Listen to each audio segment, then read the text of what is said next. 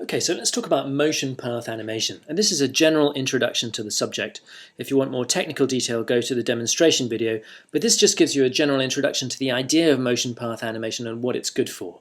I can tell you, motion path animation is wonderful if you're animating any kind of flying object. So if you're doing a spaceship or a housefly or a butterfly or a bird or even a fish, because for our purposes swimming is the same, it's incredibly useful. And it was a while before I figured out how to do motion path animation, and I did a couple of shots on feature films doing it the hard way, and I really wish somebody had sat down and showed me how to do it at the time, because it would have saved me so much time and trouble.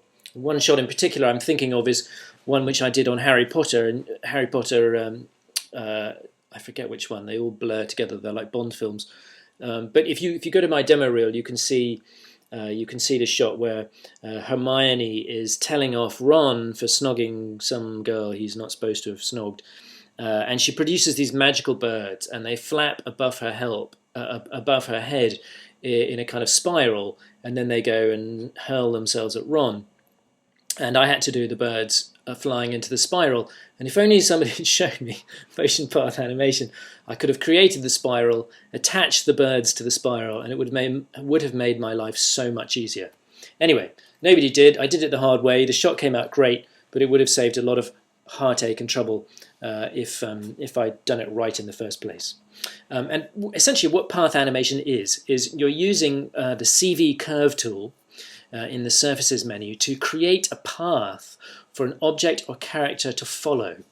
And then once you've created the path, we've got some examples of paths here, you then simply attach the object, whether it's a bird or a fish or a bat or whatever, to the path. Couldn't be simpler. And then whenever you want to adjust the motion of the bird or the bat or the bee or whatever it is, you adjust the path instead of the object itself. And you can use path animation for all kinds of things. You can use it for flies. Here's a really nice little robot fly. That's a great little free rig. It's also really, really good for fish. And we'll use it in the crow animation test in the exercise. It's also really good for snot monsters. You might not be familiar with snot monsters, but this is something we animated at Cinesight on an Adam Sandler film called Bedtime Stories. Didn't do terribly well. And actually most of the snot monster got deleted.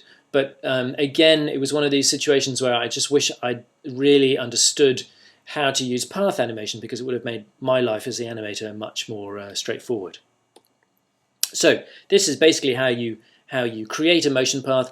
In the surfaces menu in Maya, which should really be called the NURBS menu, because that's what it is. You're creating it's NURBS as distinct from polygons, and you create a curve. You use the CV curve tool, and you basically just go into any window, but probably the orthographic top view is the best one. And you just, as you click with your mouse or tablet pen, you will automatically create a curve using CV curve points. Once you've created your curve, you just hit enter. Once you've created all your points, you just hit enter. A curve will miraculously appear, and then you can move the various CVs around, adjust the curve until you've got the sort of the railroad tracks, if you like, in the right place, and the path doing what you want it to.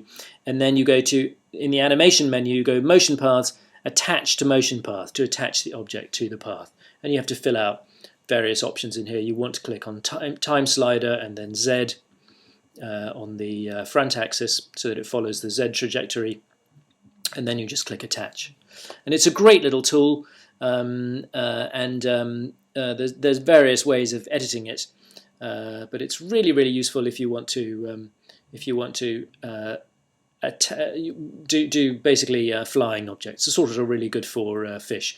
And the beauty of it is that you can, once you've created a path, you can then duplicate that path and import another flapping bird or flapping butterfly or flapping bat, and simply attach that new flapping creature to the duplicated curve, and then you'll have two birds, bees and bats following almost exactly the same curve. And you can just keep doing this and the audience will never know. So it's an incredibly cheap and quick way of animating multiple characters.